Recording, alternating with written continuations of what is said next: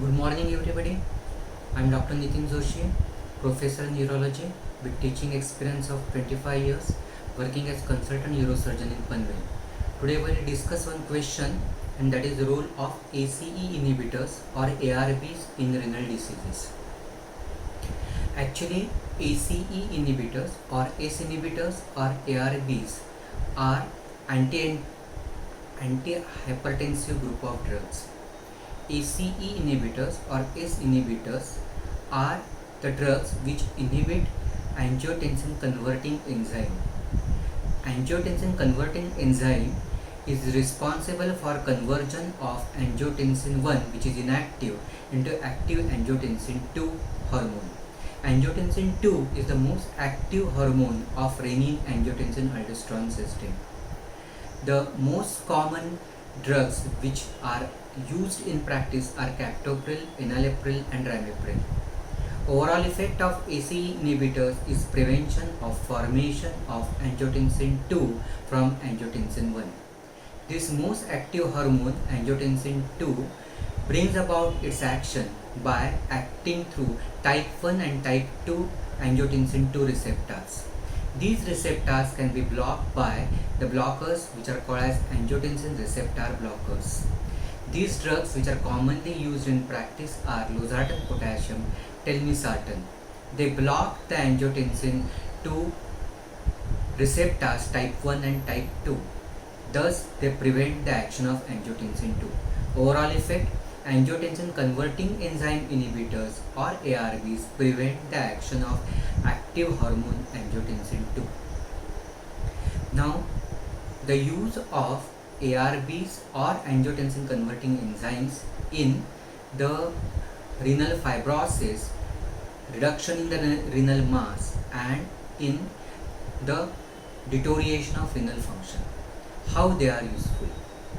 The studies have shown that any pathology which leads to the obstruction of the intrarenal vascular bed, like obstructive uropathy, results into stimulation of renin-angiotensin-aldosterone system.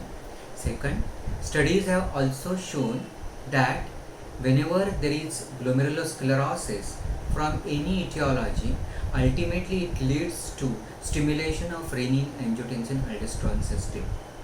And studies have shown that stimulation of renin-angiotensin-aldosterone system, that is raised angiotensin 2 and aldosterone, is responsible for the renal fibrosis, reduction in the renal mass and deterioration of renal function. How?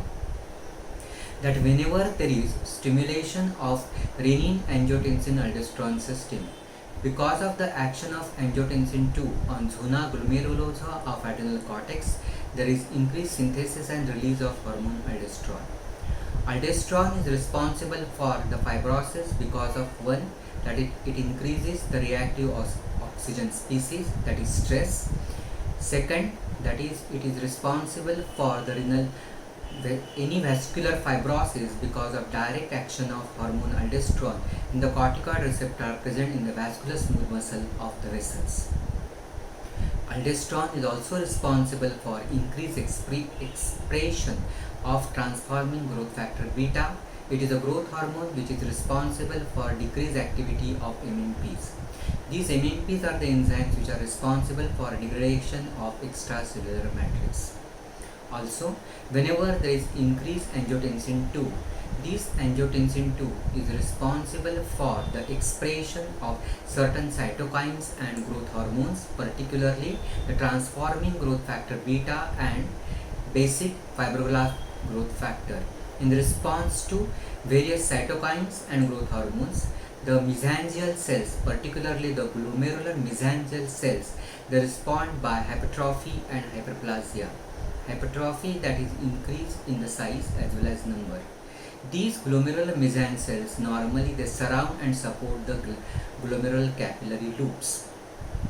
We have seen that the glomerular filtration rate is equal to Kf into effective filtration pressure. Kf is the coefficient of the glomerular membrane. So Whenever this cave is depend upon the two factors, and that is the volume of or the surface area of capillary loops and the permeability of the glomerular membrane. This defines the coefficient of glomerular membrane. Now, these two factors, that is on which the cave is depend, both are decreased because of the chronic stimulation of renin-angiotensin aldosterone system. That is because of increased size and number of the glomerular mesangial cells. These encroach and cause invasion of capillary loops. Because of the action of angiotensin 2, there will be contraction of glomerular mesangial cells, which are responsible for further encroachment, invasion and distortion of glomerular capillary loops, resulting into decrease in the surface area of the capillary loop, which is one factor which determines the cave. Also, this increased size and number of mesangial cells is responsible for synthesis and deposition of the extracellular matrix. There is increased transforming growth factor beta secondary to increased aldosterone as well as increased angiotensin 2. Overall effect, there will be increased transforming growth factor beta, which is responsible for decreased activity of MMPs, which are responsible for the degradation of extracellular matrix. Overall effect, increased synthesis and deposition of extracellular matrix, which decrease degradation of extracellular matrix, hence thickening of glomerular membrane, decrease in the capillary permeability, hence decrease in the cave, and hence decrease in the glomerular filtration rate. So both the effects, that is the capillary surface area as well as the permeability of the glomerular membrane is reduced, which determines the cave, hence the GFR, which is equal to cave into effective filtration pressure, cave is reduced, and hence the glomerular filtration, that is the most important function of the kidney, is reduced. Also, the mesangial cells are also responsible for synthesis and deposition of collagen, causing the fibrosis, hence reduction in the renal size, and thus any pathology, renal pathology where this chronically elevated renin-angiotensin aldosterone system will result into renal fibrosis, reduction in the renal mass, and deterioration of the renal function.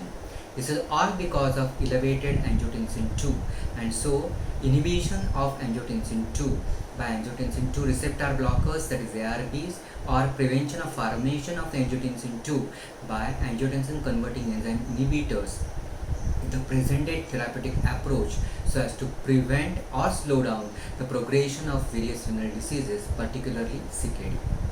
Second, that is the use of the angiotensin converting enzyme inhibitors or ARBs in amelioration of proteinuria that accompanies CKD or focal segmental glomerulosclerosis, which over a period progresses to CKD.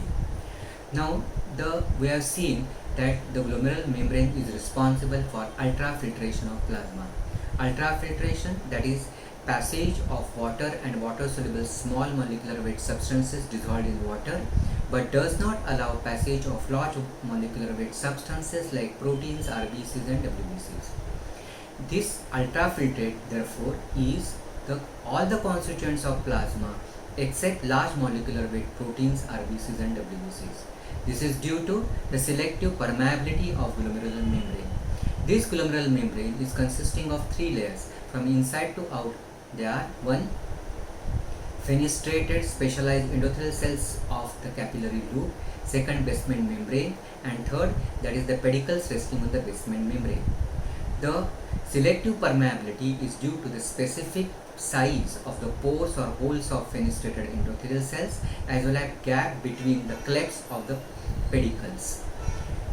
Because of this size, there is only passage of water and water soluble small molecular waste substances like glucose, amino acids, vitamins and minerals, but does not allow passage of proteins, RBCs and WBC.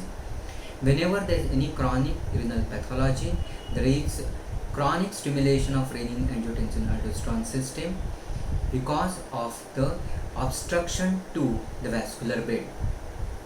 This results into increased level of angiotensin 2, and angiotensin 2 has got preferential vasoconstriction action on the efferent arteriole. This results into glomerular hypertension. The angiotensin 2 is not only responsible for hemodynamic changes, but it also responsible for the changes in the physical properties of glomerular membrane. So, angiotensin 2 is responsible for glomerular hypertension as well as change in the physical properties of the capillary membrane or the glomerular membrane, so that the pores which were selectively permeable, the membrane which was selectively permeable, it becomes the non-selective large size pores, thus allowing the flux or passage of proteins, causing proteinuria. In short, elevated angiotensin 2 is responsible for the glomerular hypertension and change in the physical properties of the capillary membrane, causing proteinuria, and hence inhibition of action of angiotensin 2 by ACE inhibitors or use of ARBs in amelioration of proteinuria that accompanies CKD or focal segmental glomerulosclerosis, which ultimately progresses to CKD. Third, studies have shown that in case of obstructive uropathy, there is defect in the concentrating capacity of the renal tubules to concentrate the urine, which is due to elevation of angiotensin 2. Normally, the concentration capacity of the renal tubules is because mainly by the action of hormone, antidiuretic hormone or the vasopressin.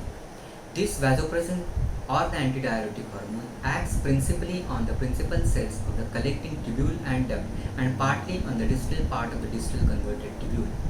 Hormone vasopressin act on the vasopressin 2 receptors of the principal cells of the collecting tubule and collecting duct so as to form hormone receptor complex. Due to formation of hormone receptor complex, there will be increased stimulation of GTP binding proteins. Due to stimulation of GTP binding proteins, there will be stimulation of enzyme adenyl cyclase. This enzyme is responsible for conversion of ATP to 3-5-cyclic AMP, which is responsible as a secondary messenger. Because of increased 3-5-cyclic AMP, there is increased activity of protein kinase A.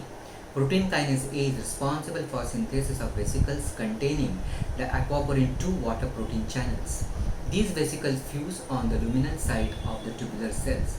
Thus, there is increased permeability of water across the cell membrane so that there is entry of water from the tubular lumen into the tubular cells. And then there is passive diffusion of water from the tubular cells across the basolateral membrane through aquaporin 3 and aquaporin 4 channels into peritubular capillaries.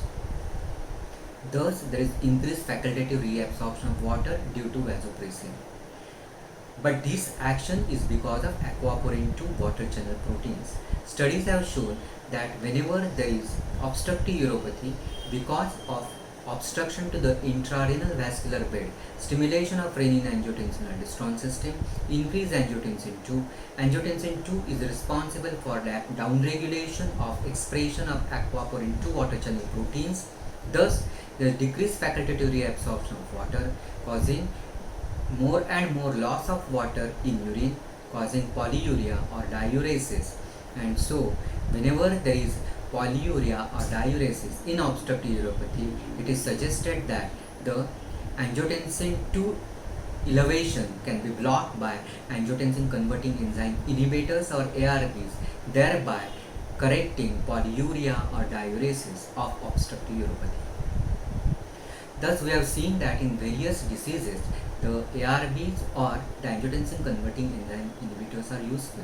Though they are useful, the use of these ARBs or angiotensin converting enzyme inhibitors is double-edged weapon. This is because when the patient is having clinically significant renal artery stenosis, that is about 70 to 75% anatomically, just distal to significant stenosis, that is narrowing, there is hypoperfusion. Because of hypoperfusion, there is stimulation of renin-angiotensin-aldosterone system. Because of increased angiotensin 2, it is responsible for maintenance of the renal function. That is, it has got preferential vasoconstrictor action on the efferent arteriole. because of preferential vasoconstrictor action on the efferent arteriole, there is increased driving force. Thus, there is responsible for increasing the effective filtration pressure. Glomerular filtration pressure is equal to K into the effective filtration pressure. So, effective filtration pressure has increased because of the angiotensin II action.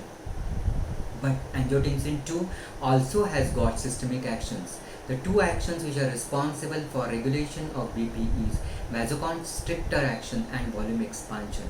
Because of these actions, there will be precipitation of the hypertension or aggravation or acceleration of accelerated hypertension or malignant hypertension.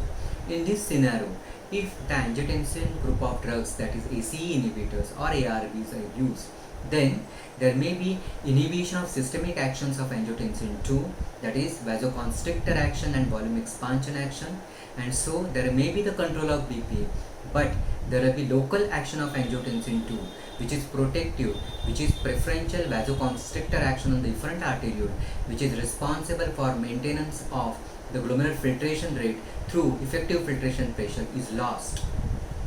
As a result, there will be decrease in the effective filtration pressure, there will be decrease in the glomerular filtration rate, and thus the use of ARBs may result into the acute renal failure due to acute kidney injury, and hence the use of ARBs and angiotensin converting enzyme inhibitors in the renal disease is double-edged weapon. Thank you very much.